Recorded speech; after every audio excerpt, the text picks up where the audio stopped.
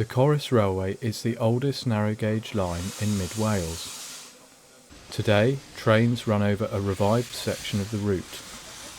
Between Corris and Miceporth Junction, passengers can ride in 21st century recreations of Victorian coaching stock, as well as see heritage freight demonstrations of slate trains.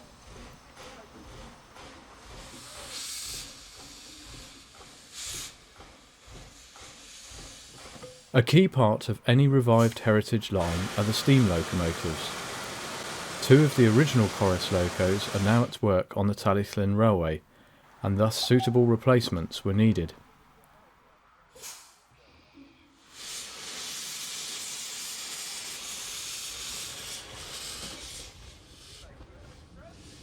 The first new steam locomotive since 1921 arrived at Miceporth in 2005, a Tattoo class Kerr Stewart 042 saddle tank.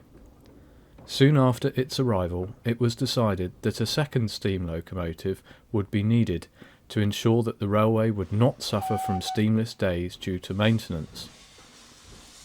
The decision was taken to build a Falcon locomotive, which the railway originally had 3 examples of, as made by the Henry Hughes Company of Loughborough. These original locomotives were returned to Loughborough in the 1880s and 1890s to be modified by the addition of trailing pony trucks to cope with the sharp curvature of the line. By this time, the Henry Hughes Company had become part of the Falcon Works, and when the locos came back to the shed at Miceporth, they all carried a Falcon Works plate.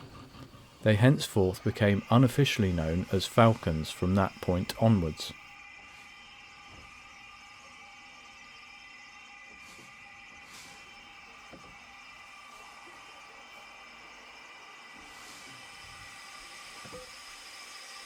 Fundraising was launched in 2009, and measurements and drawings of number 3 at the Falcon Railway were made by Bromstead Services, who took on the lower parts of the engine, and Graham Morris Engineering, who dealt with components above the footplate. By 2012, a new boiler made by the long-established firm of Israel Newton had been delivered to Miceporth and placed on display in the carriage shed in order to attract interest and donations.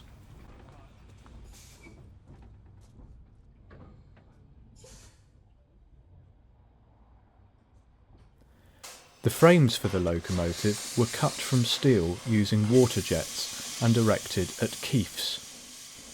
The wheel centres were cast along with many other parts by Barr and Grosvenor. They are notable for their unusual solid style rather than the more conventional spoked arrangement, which in turn necessitates an atypical arrangement for balancing the wheels and the internal motion.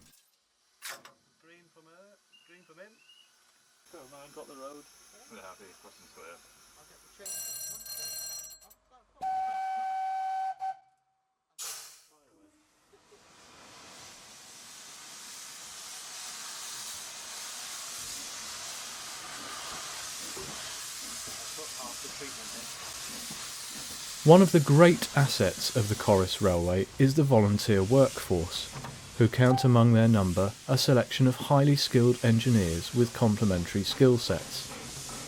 Many of them have home facilities to complement the workshops in the locomotive and carriage sheds, and this has enabled the production of quite a number of items for the locomotive in-house. A good example of this is the pony truck and trailing wheels for Falcon.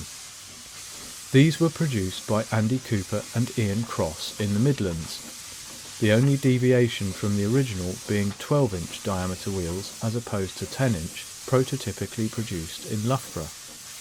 Keefs were happy with the use of Corris volunteer engineers from the onset of the project, due to the high quality of their work, and Keef's appreciation that it would save the railway a certain amount of labour costs. The cylinders were cast in 2012 and subsequently machined and fitted to the frames in 2018. Work to produce the components for the motion began at Keef's at the same time.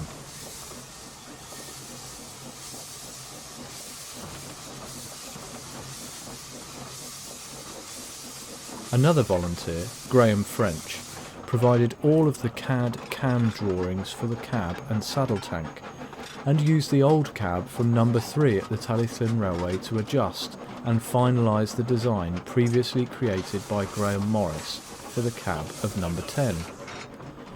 This allowed for greater headroom, as modern-day footplate crew are, on average, taller than their compatriots from a century or more ago. The cab also features a removable back sheet and a hinged section of the upper sheet for coaling up. In mid-2020, the smokebox door was formed by Purdy dished ends in Bradford. All of the fittings were made by Ian and Andy. Ian created all of the machined parts, for example the smokebox door handles, which were made from single pieces of steel, a display of skill that would not shame any large heritage railway. At the same time, he also moved on to making the patterns for the brake blocks and the stem of the handbrake column, all of which were cast by Manor Foundry in Ilkeston.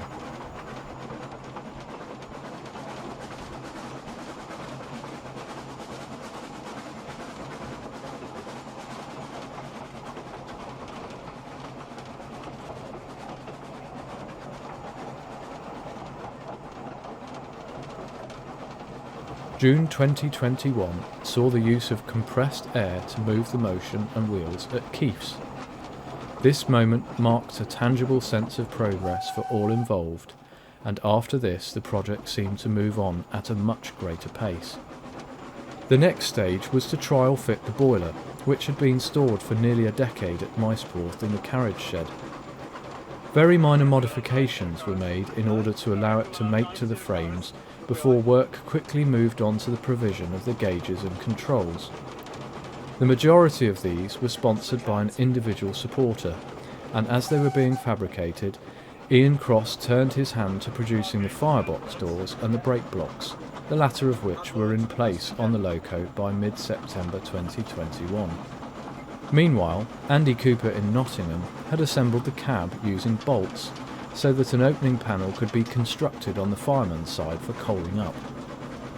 The whole cab was then delivered to Keefs in October 2021. This was joined by other volunteer-built components made at Miceporth, including the buffers.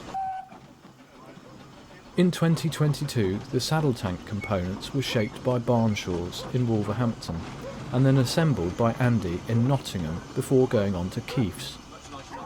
In July, the boiler, previously unused but now 10 years old, passed its hydraulic test. Steam piping, the regulator, mechanical lubricator, smoke box, boiler, safety valves, cylinder drain cocks, the volunteer-shaped cab roof, and reversing lever assembly were all in place by the end of September. The pair of injectors were made at the Tallyflin as part of a batch of 10 they had produced for their own locomotives. Falcon moved under her own steam for the first time on the 19th of September, and was the star of an open day at Keefs a week later, where she ran back and forth on a temporary section of 2-foot 3-inch gauge track outside their workshops. Although at this point the locomotive was substantially complete, there were many smaller jobs and items that needed to be completed prior to the loco being ready for service. Amongst these sundries, the oil pots for the driving wheels were made in the Midlands, and the cab windows with their cast surrounds were a joint effort between Graham and Ian, with machining being carried out at Miceporth. Graham also made the splendid maker's plates and lined out the loco. In preparing to receive a second steam locomotive on shed, the inspection pit at Miceporth was increased in size and new drainage added in early 2023, as well as improved lighting throughout.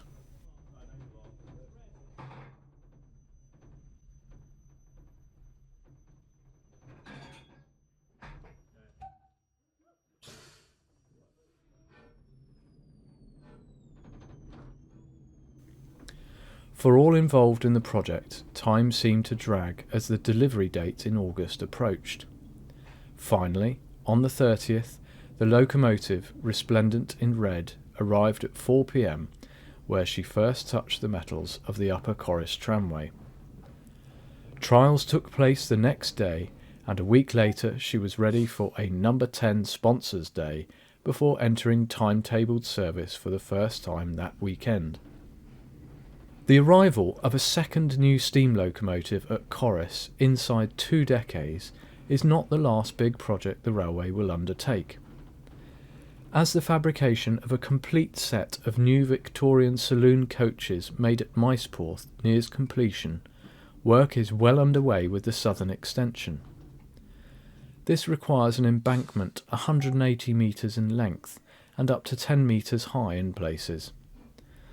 Once this is complete, the next phase of construction will be a new bridge over a waterway taking the line towards Pont Evans, doubling the length of the current journey through the Dillas Valley.